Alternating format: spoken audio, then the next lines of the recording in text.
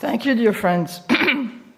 Apologies for not having been in my proper slot yesterday. Thank you to Kostek for having taken over. I'll do what I can in my cultural appropriation. If that is what it is, we will see. You will decide at the end. So here I go.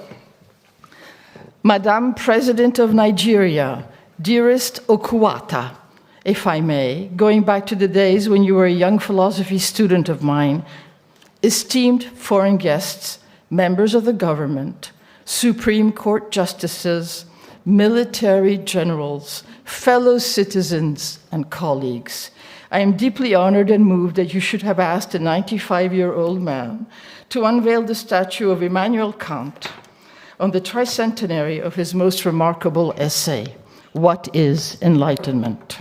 A statue that is not relegated to a nook in the philosophy department on campus, but that will welcome students, faculty, and visitors alike at the official entrance of our oldest and most esteemed university here in Lagos. The official unveiling marks a key moment in Nigeria's evolution, but not only hers. We are no longer a backwater, but the third most popular country, all right, there it goes, country on earth, and a political, cultural, and economic powerhouse. Our political and economic life has finally joined our literary, artistic, musical, and cinematographic life in all of its splendor. Our diasporas have returned. Theirs is no longer a one-way trip. Both China and India continue to remain, to a certain degree, cloistered in their own cultural, religious worlds. We in Nigeria, instead, have slowly replaced the United States in terms of openness, vitality, and pluralism. Therefore, Immanuel Kant's presence amongst us marks the beginning of a new era I call Enlightenment at last, when a movement created in 18th century Europe has come to fruition in truly universal terms. We savor this victory all the more so that it was neither easy nor obvious. I shall avail myself of the privilege of old age to trace the key turning points on this long road to enlightenment. But first, let me underscore the significance of Kant's statue here and now. It is the first statue of a dead white man, in quotation marks, as our once upon a time radicals would have said, to be erected in all of Africa. We all went through our period of white statue demolitions in the first half of the century, and the lucky ones landing in museums, the others simply toppled and destroyed. Unveiling such a statue implies that we have finally transcended the narrowest aspects of identity politics to honor great thinkers regardless of their origin. But I must stress, in honoring such a man, we are honoring ourselves, not kowtowing to any white intellectual superiority. I do not know how Kant would have reacted to my presence had he met me. I know that he welcomed Moses Mendelssohn, the Jewish philosopher, with courtesy when the latter paid him an unannounced visit at the University of Königsberg, and this among his jeering anti-Semitic students. Would he have seen me in my academic robe as an equal, or more likely as a dressed-up primitive ape with, in his own words, only ridiculous feelings? I do not care. Nor do I care if, as a person, he did not live up to his precepts by doing very little to defend partitioned Poland, and he was quite honored when he admitted to the Academy of St. Petersburg, the Academy of Sciences. He apparently even wrote a letter offering his services to the Tsar. But of course we know that there are tsars and tsars. So he at least wrote his letter to a more civilized one. What counts for me are his thoughts and words and their ability to continue offering inspirational guidance to all sorts of human beings in different time frames and latitudes. Was I always a follower of Kant? Hardly. My childhood, youth, and early adulthood were formed by an inherent anti-Western outlook. African thought had its own superior traditions. African problems were not innate, but the result of slavery and harsh colonialism. Who could rebut that to a certain degree, indeed? Our identities were mauled by foreign oppression. To stand up with dignity, one had to turn away from the prevalent Western models, and above all, to stop emulating them. Africa, and a fortiori Nigeria, had to find their own roadmap far from Western sirens. I was born in 1989, a momentous year for freedom in the West. But as my parents, Western educated and of a scientific persuasion, always told me, November 9th had meant virtually nothing to them. Nigeria's links to the Soviet Union and later Russia were too important to warrant any positive reading on this count. What counted for us was, of course, Nelson Mandela's freeing from prison the following year, and the end of apartheid in 1994. I was only 5 at the time, and I can still remember the cries of joy and the celebrations in Lagos' streets. I was 10 when Nigeria became a democracy after military rule, and can still remember the happiness in our family circles. However, I do not remember any feeling of absolute empathy for America on 9/11. I was 12, and one captures at that age all the pervasive implicit emotions. It may not have been Schadenfreude, but something somewhat similar, even if for my parents, Islamic terrorists were already a danger that could only destroy African stability. I turned 20 on the cusp of the economic recession of 2008. My antipathy for capitalism, its treacheries and inhumanity, only grew exponentially. A few young bankers in New York had threatened the well-being of people who were either simple, getting along, of myriads around the world. By then, I was ready to attend the University at Lagos. I studied developmental economics, got a fellowship to go to the UK for graduate studies, and happily followed the crowd along in anti-capitalist and post-colonial studies. I was on the path of self-righteous relevance, my mental framework defined by the fashions of the day. I did take a few courses in philosophy while in the UK, but I must confess that I intensely disliked Adam Smith, his all-too-visible white hand, Locke, Hume, and Mill, which I found to be arrogant spokesmen for the economic order of their day, self-serving in their pragmatism, and most unsatisfactory in their definition of individualism, too closely predicated on market forces. How did I come to Kant? Simply put, for lack of any valid philosophical alternative. The path was not easy, and it was defined less by intrinsic philosophical quests than by Nigeria's dismal political reality by the time I turned 30 and had my first university post. The democratic spirit of 1999 had become an empty shell. The federal government was weak, corrupt to the bone, and nurtured in its government and even in its army powerful allies of both Boko Haram in the north and the self-centered arriviste from Port Harcourt. Boko Haram had embarked on a terrorist rampage against any federal institution in the name of violent jihad. In the South, in 2018, the 50th anniversary of the Biafran secession and civil war was barely mentioned on both sides. No political introspection, no reconciliation, only heavy silence. For the elites, this was easy. The oil dividend filled their pockets.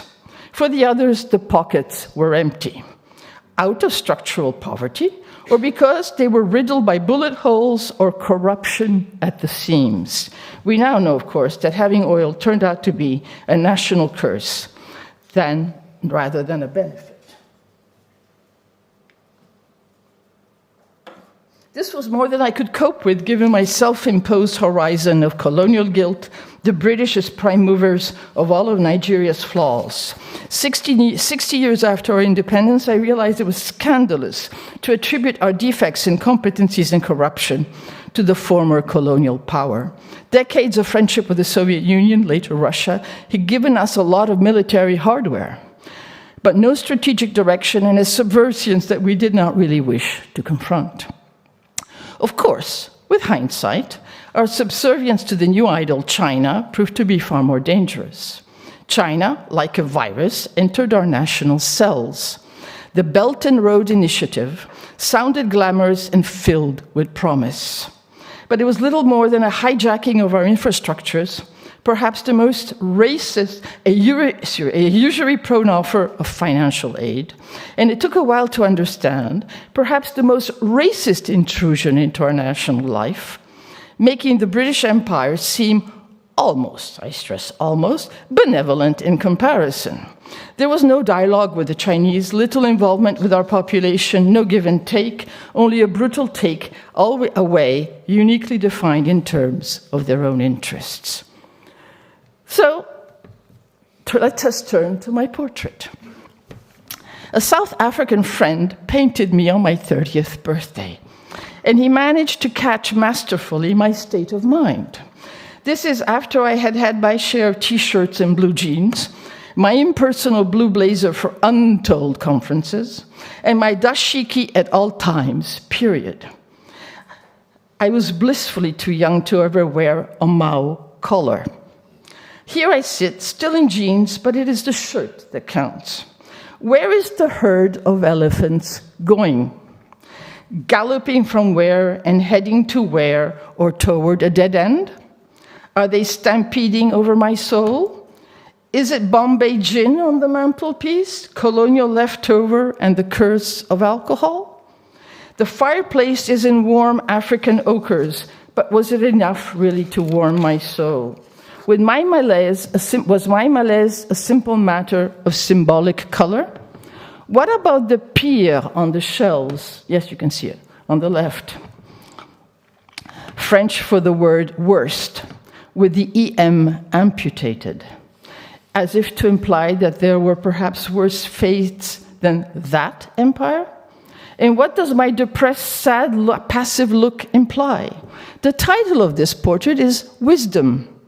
But if I look back on that period, the only wisdom I can glean was for me to make a clean break with my intellectual past by facing the world beyond stock sentences. So what is enlightenment? It was in this existential moment that I discovered Kant's power. Not that I had not read him before, but when one is blindsided, reading can be a passive, almost mechanical exercise. The old man before you is now considered a worthy successor of the great African philosopher Pauline Huntunduji, I'm sorry if I mispronounce him, who dared contest Western anthropological condescension over African values, worldviews, by asserting that there was no African philosophy. Only philosophy, by asserting that, with a condescension, that these worldviews were special and that there was really no mention of really except an African philosophy. But let there be no misunderstanding on this count. When Huntuji said there is no African philosophy, only philosophy in the pursuit of universal truths, I stand for that. But of course, I continue to be proud of our best African traditions, the wisdom of our sayings, our respect for our elders, and the village tradition of collective help. Just do not call these values philosophy. It is hard for me to convey to you, who by now are all steeped in Kant, thanks to our peaceful and self-critical influence, the impact a simple sentence such as, "Enlightenment is man's emergence from his self-imposed immaturity," had on my ideologically blinded self. How fitting Kant's statement that immaturity is not lack of knowledge, of which I had plenty, but the lack of courage to use it without the guidance of another.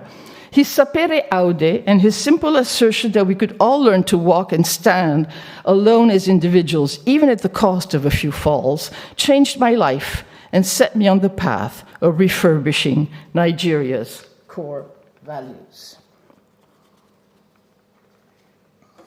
Most non-Kant specialists have always stopped at these first two lines of the pamphlet, considering that the rest was time-bound and revealed Kant's deep, Prussian authoritarian cast of mind. And of course, how can we forget that one of humanity's worst criminals, Adolf Eichmann, dared misuse Kant's categorical imperative on the need to obey orders to defend himself during his trial over the Nazi past and the Holocaust. I beg to defer. Today, on this tricentennial of his essay, Kant's importance here in Nigeria and in the world rests on all aspects of his illuminating vision. What we sorely needed in the 2020s was not just the end of our self-imposed immaturity. We needed a blueprint in order to build a new Nigerian state.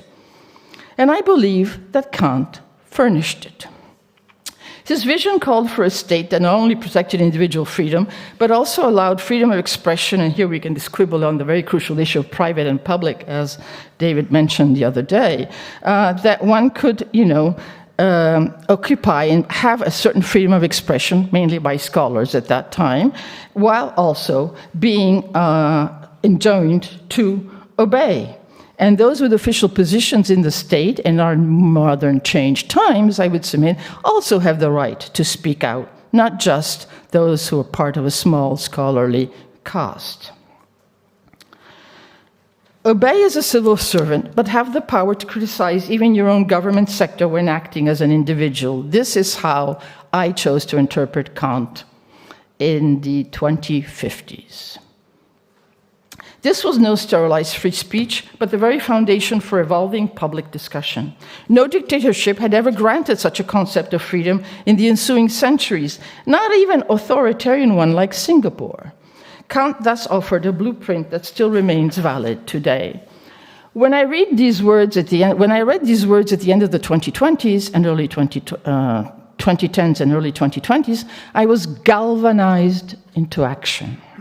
There were sufficient numbers of us, as Kant had implied and assumed, within the younger spheres of the state, in journalism, politics, and in the universities, to realize that what Nigeria needed was not another batch of technical expertise or rules and formulas, to use Kant's words, whether they came from the IMF, the World Bank, or the half-baked compromises of our own technocrats. What we needed was a moral and philosophical awakening, the building of a strong, non-corrupt state, following the precepts of the Enlightenment, a state filled with officials that were willing to not just think critically in their private capacity, but to obey and respect the choices made by such a freedom-loving state. A state above ethnic tribal divisions. This is why I have never made public my own tribal origins. I am a Nigerian. A state that paid its civil servants well enough, along the original Singapore model, to ensure them against the temptation of corruption. A state that would fight for its principles and refuse any compromise with religious intolerance and fanaticism. A state strong enough to protect those who adhere to its values across the massive land. A state that would not enter in international alliances and agreements based on the interests of its elites, without taking into account the unintended long-term perverse effects for the citizens as a whole. By delving into Kant more fully, I understood that this would not be a one-time reform among certain elites. It had to be a national ambition. The key words in such a goal was, of course, education. Were we the first to think in such terms? Of course not. The generation of our founding fathers after independence also believed in education, but theirs was a program based on social, scientific, and economic progress, not on a deep philosophical quest. They failed. The generation of my parents tried to survive as best they could in a corrupt world. But were we destined to succeed? We did not ask ourselves such a question, knowing that a possible answer would only come decades later.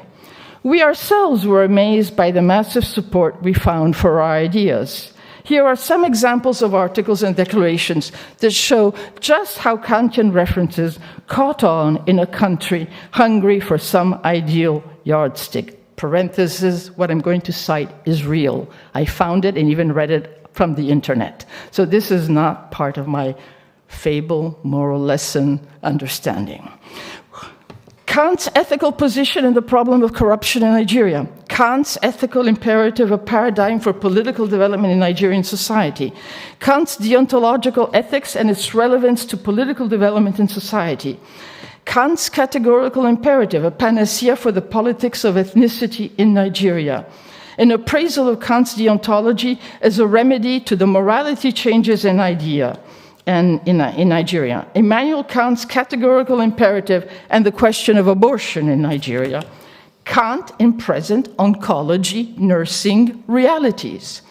Even Kant as an offering for the foundation for a feminist movement called Stronger Women, Stronger Nations. Kant, of all people? And perhaps a bit far-fetched, but true, assessing traditional herbal medical practice in Nigeria from the perspective of Kant's concept of goodwill. This was just the beginning. What followed was far more important: the creation of what we called among ourselves a national Kant Corps. But we didn't publicize the name, lest people confuse it with a Kant Corps with a C. We sent our most promising graduates and thousands of paid young activists into the vast Nigerian hinterland to help run the federal government schools from kindergartens upward, local missions ready to defend to the hilt mosques, churches, and cultural centers against terrorist gangs, ready to operate social service networks for all citizens and not just a breeding ground of future obscurantists or opportunists. It took courage. It also implied having confidence in our peers who were slowly but surely rising through the military ranks and whose mission was to devote their lives to national service, not to personal enrichment. And I stand before you today to affirm that, yes, we did succeed. Nigeria in 2084 is a prosperous, cultivated, and confident country where religious and tribal tensions have become secondary to the far more precious national and individual rights, and where decisions at the higher level are taken with the needs of all citizens in mind. But I must confess that this incipient turning to Kant back in the 2020s was still predicated on the fact that somehow the West had the superiority of centuries of Kantian reflection over us. We thus prepared to celebrate the tricentennial of his birth in 2024 as junior collaborators in an ongoing effort. The turning point of 2024 in the Western world. Just imagine how many times I've had to rewrite the sentences that follow. The victory of populist obscurantism, or the near victory of populist obscurantism. Yes, the extreme right had attained power before, but in more marginal countries such as Italy, Denmark, and for years in Poland. I am leaving Russia behind and aside. But the mere fact that the extreme right risked coming to power in the world's first two 18th century democracies, the United States and France, both considering themselves as children of the Enlightenment, shook us beyond belief. Without even waiting for the momentous results of July 7th in France and November 5th in America, we knew that our time had come. We who had worshipped the Declaration of the Rights of Man and swore by the Federalist Papers were now left to fend for ourselves. All those millions on the other side of these two esteemed democracies, voting for things that we did not assume might happen. The West, after celebrating the 80th anniversary of D-Day, seemed to crumble once again. With the slow return of racism, ignorance, false idols in the social media, lies, false promises, pusillanimity vis-à-vis a dictatorial and expansionist Russia neighbor, the West seemed to have walked away from its mantra of never again. The result of 2024 was quite simply to raise our ambitions. No more catching up. We were going to become a new beacon in a world ruled by reason and morality. No more lessons to be learned from elsewhere. We understood that we would be both the inheritors and the transformers of this noble tradition. I have never been very fond of Hegel, but in this case one could speak of the spirit of history having chosen to move out of the Western world in crisis to reach our shores. And for once, his parable of the master-slave had proven to be right. Because we had been slaves even of ourselves, we were stronger. Most of you must be wondering by now why I have devoted so much time to what is now a 60-year-old past, well before most of you were born, and are growing impatient with this very old man before you. 60 years is, nowadays, and thanks to medical progress, only 60 or 70% of a lifetime. But time remains slow in terms of changing mindsets and government behavior. It took time for our movement to grow in its university setting, for each of our graduates to become a pioneer in his or her field, and for the movement to spread into wider society. It took decades to untangle our country from its sins of corruption, from its slovenly political organization, from its inefficient and often decadent elites, from its military weakness, from the weight of its divisive traditions. It took decades to stand up to China in economic, political, and above all, moral terms. It took decades to become a leader of what used to be called the South, making sure that its post-colonial antipathy of the North did not throw out the moral baby with the historical bathwater. It took decades to monitor and moderate a working peace throughout our continent by slowly eroding tribalism, to understand that there would be no future for us all while keeping that old nostalgic flame alive. And above all, it took decades to change minds and to make our country think of itself as a moral adult responsible for its own deeds.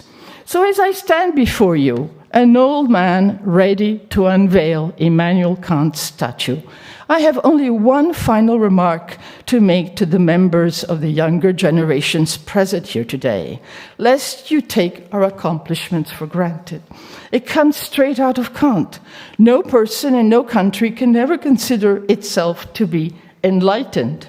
One can only pursue enlightenment as a never-ending task, each generation having to begin anew. The West had to learn this the hard way, as it slowly emerges only now from decades of decline, when it lost its inner compass and moral grounding. May you ensure that Nigeria never fall into that trap, and that it will continue in its noble ambitions for itself, for Africa, and for the world.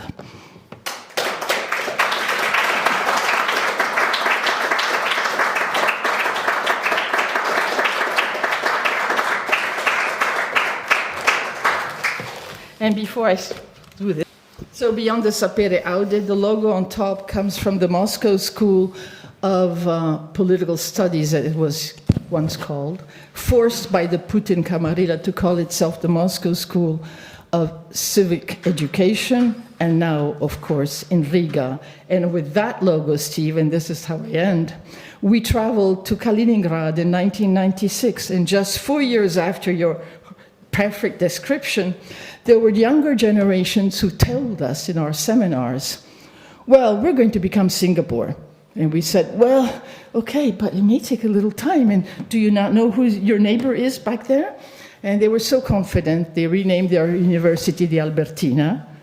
And some of those students are still in Kaliningrad, fighting like mad for the values of the school, and with such courage that we every 15 days we're checking to see when they're going to prison. So that will be in the words of, I have to check her name because I'm going to forget, Ludmila Ulitskaya, the great novelist, who said, in 50 years there will be Navalny squares all over Russia. 50 years, that's 2074. So I'm slowly coming back to reality. Well, I got a sneak preview, and I thought it was great reading it, but I thought it was even better with your speaking it. Gosh, what an interesting contrast to Caustic's also brilliant talk yesterday. I don't know if he wants to respond, but I see Kaveh has a remark or a question. Yes, so thanks for this exercise in counterfactual history. I was wondering whether Kant really would have been the statue that would have been unveiled if we, I mean, of course, take into account some of his statements that he's made, but maybe even more so given that there are other figures of the Enlightenment, if the Enlightenment would have been the kind of thing that, or an Enlightenment person that would have been unveiled, whether someone like Condorcet or even Anton Wilhelm Amo, who, as you know, radicalized Descartes' dualism for maybe obvious reasons, if those figures were not have been maybe more appropriate given Kant's statements on black people being at the bottom, except for the Native Americans who were even below them. So that was the first comment. The second comment is, I wonder if benevolent or almost benevolent or benevolence by the British colonialists would have been something such a person would have said. comparing them to China, given that China, of course, making use of Marx's statement of the silent compulsion of economic means, actually does subdue African countries, but mostly economically and not culturally and racially as the British did. Indeed. Well, first of all, it's Kant's tricentennial of his birth, not Condorcet's, but I thought it would be an interesting icon or example because precisely Kant has these dark shadows in his biography, and not just with respect to Africa, but even with respect to Europe, as I mentioned, with respect to Poland. So Jews, I thought... women, you know. Jews, women, okay, und so weiter.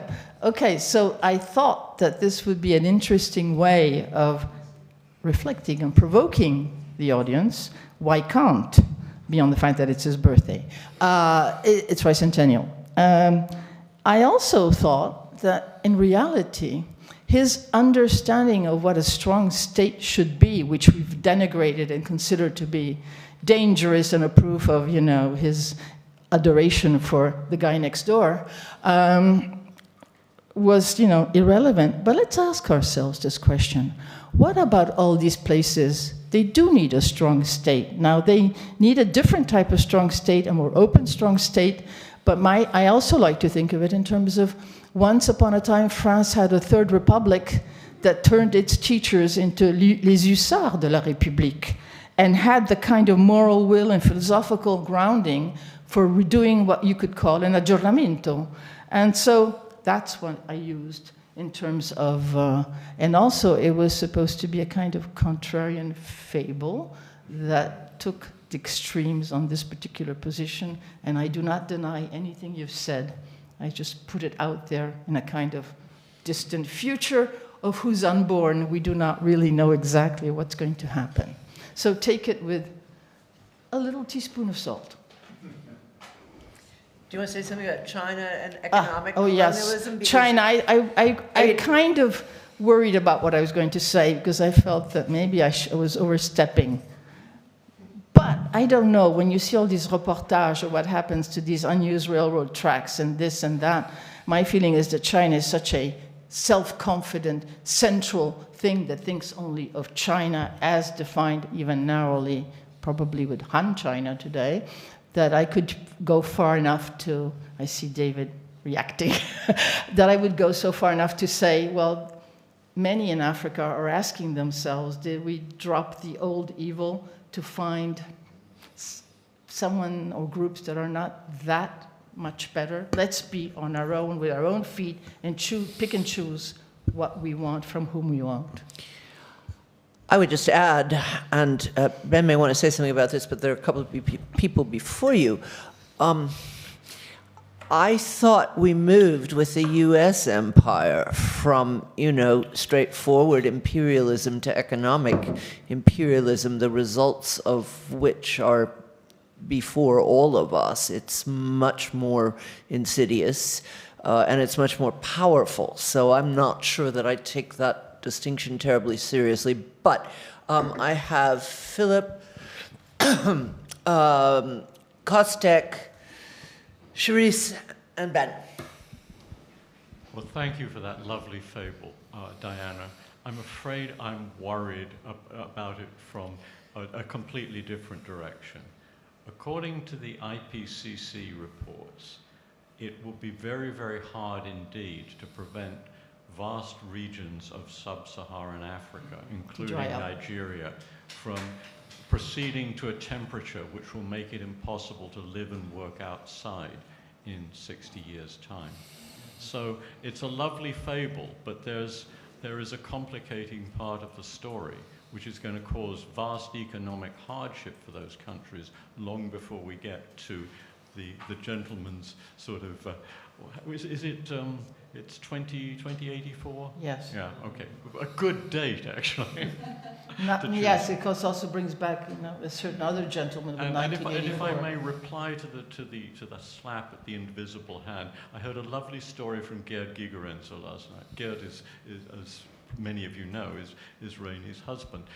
So Gerd was at a conference, to honor Adam Smith. I think it was in Scotland.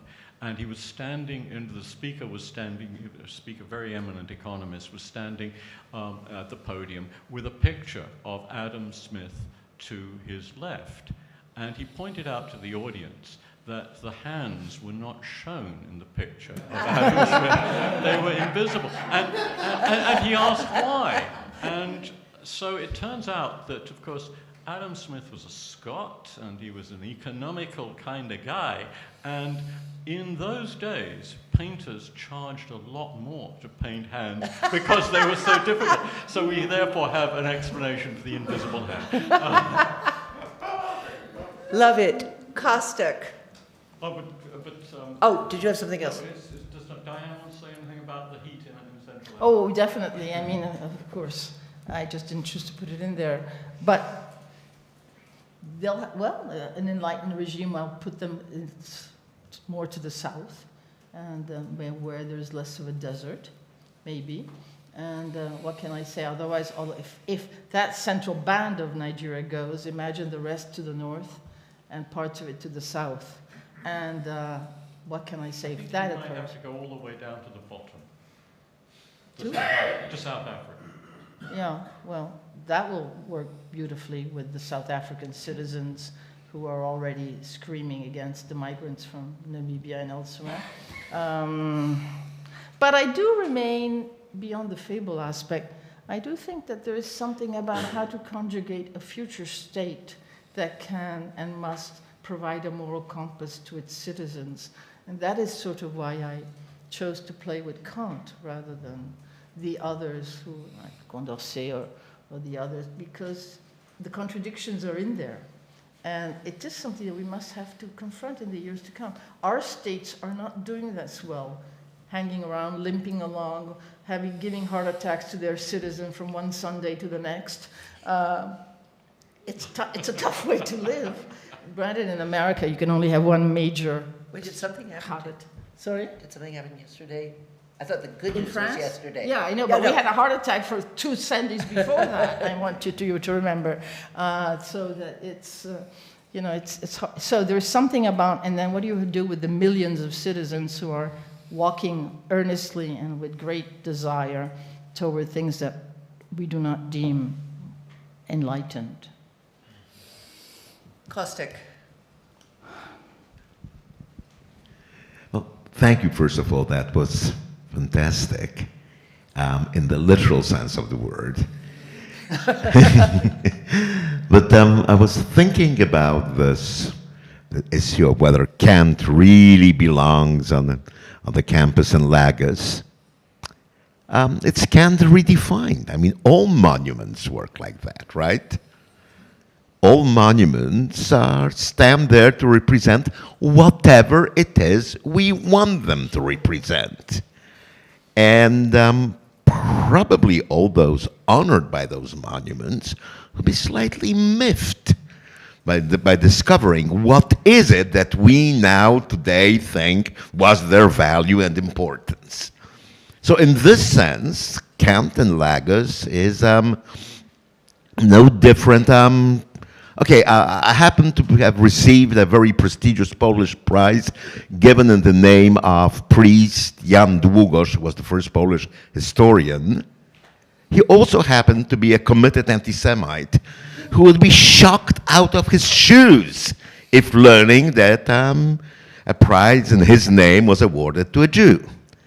But we took it to mean, okay, this is a continuation of a Polish academic tradition that, yeah, sadly starts with him. That's where it starts. So I actually thought that the entire concept was very well taken. I would also very much like you to say more about something you just alluded to the fact that both China and India, you put it very politely, are stuck in their historical identities, whereas Nigeria has this freedom of actually reinventing itself, which gives some plausibility to the otherwise rather implausible scenario you've described, even if we don't take climate change into account. And as a footnote, as somebody who's observed the functioning of Chinese capital in Rwanda, the Brits have nothing on those guys, believe me. The Brits are the Chinese and Africa are behaving on a day-to-day basis with the kind of arrogance of power that the Brits were using. And I don't think they're imitating the Brits. They're reinventing being power, and it's not a pleasant spectacle. Yes. As a historian, of course, I know that as Croce used to say, you create the history of your own, you ask of history, but what are the questions for the day of itself? But I enjoyed playing with this notion of Kant, I must confess, because I guess it was a little clin d'oeil to the great British tradition that, of course, most Nigerians would look back on with mitigated feelings. And so here is this gentleman who's looking for some moral compass, and he goes and finds it far away in Kaliningrad, obviously Königsberg, and it's not the UK. So you can break the tie to this motherland or whatever you can call it, and go somewhere else. The grass is always greener or has more potential further away, and that's why, in many sense, I played with the notion of Kant. I think one answer might also be to Kave's point, although neither your gentleman nor I has much room for Hegel. This might be your fable, and we're all saying it was impossible, but what if the cunning of reason went in that direction? I mean, it's not, you've made it thinkable, and that's lovely. Charisse and then Ben. In your contrarian fable, Kant launches the process for conjugating this alternative future. So when and where does the regenerative force of that script break down? Just as kind of the boundary conditions that is informing your fable, and your fable against the old democracies that have ceased to function. And you have the artistic conceit of the monument in the story, and while we're hearing you present it, we see a painting on the wall. So what is the provenance of the painting and this real piece of, this real aesthetic frame to the artistic conceit in the story? All right. When does the fable break down? Perhaps in 2084, when he's... Oh, because everything human goes into a cycle of decline, and this is why he's telling the very youngest generations, you must start anew. You cannot ever build on just the past or sleep on the laurels of those who've done something before you. So, I mean, it can break down at any point. And it's been true for most of the countries we've ever examined. Things are not eternal. And was it really things fall apart? The center does not hold. Very relevant today, perhaps, for France. And to Nigeria. To Nigeria and everyone else. No, so the question is, in this fable, there's no way to say, of course, we've done it and now we're powerful and we'll stay that way. Power breeds corruption and its new cycles. As for the painting, very good question. So it's a South African painter whose name is Avivwe, with a W-E, Platier, which shows, he's kind of old Afrikaner, but he's black, of course. Born in 1988, works in Cape Town, and he's done a point of taking people and putting them in their natural contexts, homes, parks, and whatever. And there's a very personal aside. My younger son is in the world of art. He purchased this painting, and I have actually been sitting underneath, giving baby bottles and other things to my granddaughters, And I think he's the reason why I even embarked in this fable, because I think that in his look, there is so much in there. And I just was spellbound by it, and I keep on looking at it. And some of his other paintings are instead much more mundane, in front of clothes on sale, or in a garden, or with elderly people that he puts into, I just took to, sort of like 18th century French doors behind. So this is what he's done with, this particular mantelpiece and the books behind it. And yes, this is a reality. And the man, of course, the painter, is the same age as the speaker of this particular fable, model, prediction, call it what you will. Appropriation, that's an interesting question. Did I culturally appropriate? That's why it works. I think Ben should answer that question. Well, I wanted to approach it actually from two sides, which is China and Uganda. But then I had a third site, which is Ireland, starting from the Yeats poem, Things Fall Apart, the center cannot hold, mere anarchy is loosed upon this world. And of course, the creature slouching towards Bethlehem. And it's interesting that that poem has given us so many ideas and so many novel titles, including Chinua Achebe's The Things Fall Apart, which is a great novel, I think, of African toxic masculinity, to use a modern day phrase. And of course, Yeats is the romantic who wishes us all to return to Völkisch roots. And in many ways, Yeats is the inventor of a Rabindranath Tagore for the Western world, and is not very excited by the fact that Tagore at some point doesn't wish to be seen as this white-robed, dramatic Eastern intellectual anymore, and he wants to be taken seriously as an intellectual who thinks. There are any number of ways it can go from here, because this is interesting when you take a figure into a new context. That figure loses some of the characteristics, and I think that the best example of this is Chinese portraits of Lenin, which make him look very Chinese with a little extra facial hair. So to China in Africa, I think the charge of arrogance and racism can only be matched with the experiences of black students in China itself, which is extremely racist. And since I lived in China with some breaks for about a year and a half, I know that the only way for me to avoid that was to say that I was from India, which made me, of course, a member of an ancient civilization and exempted me from some of that racism.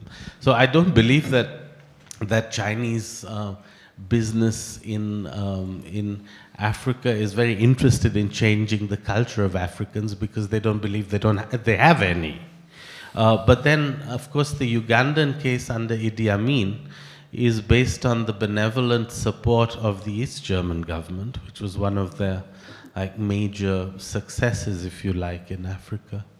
And by which I mean to say that this process of appropriation and reappropriation and attributing of values is happening all the time. So these are kind of surfaces to project your aspirations onto. I think Kant is no better or worse than anybody else in this respect, because I think rather Kant than Cecil Rhodes, who is, of course, equally available. And then the question of the Southern African experience comes in very importantly here, because the kind of ethnocentric imagination of the new South African regime, legitimated by a struggle which is in retrospect claimed to be Gandhian, although the movement in South Africa was neither Gandhian nor non-violent, and was, of course, proclaimedly violent, but is no longer allowed to be so, and takes away from the universalist ideas of a revolutionary Africa and replaces it with a black ethnocentrism. I mentioned yesterday that South Africa was the north of the global south. And all of these complications mean that historians are very scared of counterfactual history, but they use a lot of implicit counterfactuals in order to reach any kind of idea of causation or of progress. And I wonder whether not using certain figures or using certain figures is a kind of implicit counterfactual, which you have here made explicit, and whether we can play the game of putting Idi Amin back in power and letting the Eastern Bloc win the Cold War, and creating an opposition that is based on Yeats's idea of the world, and coming up to another picture. Well, I was trying to do some counterfactual, positive, hopeful history. If you now tell me that, because he too will read Kant and justify himself in the next life, that Idi Amin will say, oh, but I have understood Kant, then I will throw up my arms in complete despair, because what I thought was very interesting about this particular little exercise was, first of all, it's a, 7-page essay? 10 pages, his. It was meant to be public. It was meant for the big debate and on what is the Enlightenment. And so it opened up all sorts of possibilities that people would just read it and go, oh, this is me. I've got to think about myself as an individual. And from that, you move on to create the Kant core, because you want to completely reconstruct a country. It's been done before. It doesn't always last forever. But in this case, I was hoping that there would be sufficient safeguards to make it less horrendous in 10 years' time. Very modest. I had very modest ambitions. You're now attributing things to me that I don't think I even possessed. Last question from Debajit. Thank you so much for the talk. And I was born in 1990, July. So I am the closest, if I read the room correctly, I am a fellow traveler with this very real person. And one of the things that I see around me, and this is also a personal thing, because many of the episodes in your story, I have personally seen. I have personally seen the unveiling of a huge golden-colored Marx statue in the colony where I grew up.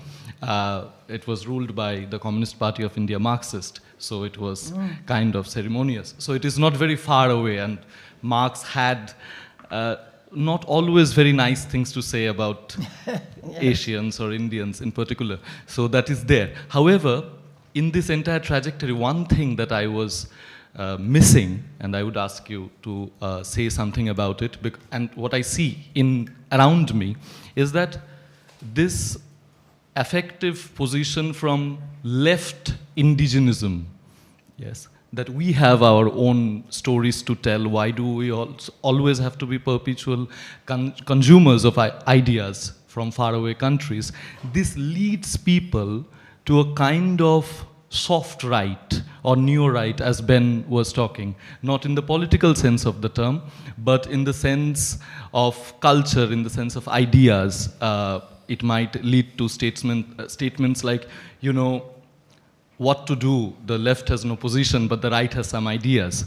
And this is somebody who is my age, not within academia maybe, but just within the layman's world, always faces this question that, okay, do I go towards the universalism, or do I balance the universalism by my specialization or my specificities? So if you say something about that. So what you mean by the soft right? Well, they do speak about our natural national passions, and therefore I feel closer to them than to some universalizing groups in the society. What do you mean exactly for soft right? The special place of our people and their ideas in the global scheme of things, and their own universals. Yes. Well, what I sort of postulated about this man and the whole Kant moment is that things had gotten to be so horrendously bad that he didn't turn to Kant because he was going to do another PhD on Kant. He turned to Kant because he read this thing and it galvanized him into action. Something had to be done because things had all broken down. So it implies a situation of horror, chaos, no hope. And that's why I made those little barbs against the international economic institutions, because, they are the kind of deus ex machina that led so many of these countries to a situation that then produced the soft kind of right. So he's trying to find a way in which to find principles that are relevant to him, and he's not going to kowtow to any white man's knowledge, precisely to go against the soft right and the kind of passivity linked to corruption, or it's our culture. We want to go back to the African ideal. What was it that you had the other day? We think. Yeah. Which is fine as an alternative, but I don't see why some of these classical sentences aren't valid for everybody. And then don't, say, I take the best of whatever worlds there are out there for my itinerary, my vision of progress, my vision of wanting to reshape things. That would be the ideal world in which I would like to live. But of course, I will not be around in 2084, so I won't be able to check this out.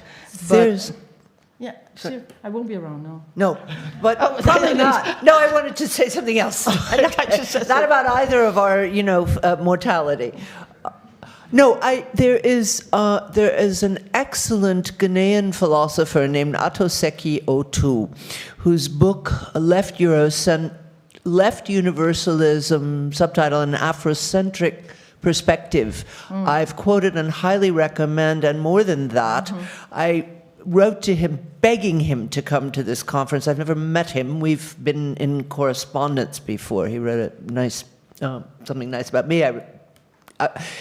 I even said, which we're not allowed to do unless somebody is literally on their last legs and very ill, I said, I will get you a business class ticket, come hell or high water, please, He is very ill. I suspect he is on his last legs and cannot travel. However, he has a wonderful passage in that book where he takes down Judith Butler. And Judith Butler takes the sentence, there's a Kantian in every culture, and says, what an awful, arrogant, Eurocentric thing to say. And Sekiotu says, not at all. We don't, and he says, we don't need German. My native Akan does the same work, and he does a very nice, the best things that ordinary language can do, combined with a deep ordinary language philosophy, combined with a deep knowledge of Marxism. So I highly recommend him, and I'm sorry. He just seems to be nearing his end and not wanting to present publicly in any form. But I'm very happy to be a sort of voice telling people to read his work, because there are some voices like that. We've invited as many as we can to our conference, Enlightenment in the World, which will take place in August. Non-post-colonial voices from post-colonial countries. And they don't get as much, they don't have the kinds of microphones for various reasons that the post-colonial theorists have, but there are those voices. Thank you all very much. We have time for a decent lunch. We'll meet again at 3 o'clock, but join me in thanking Diana.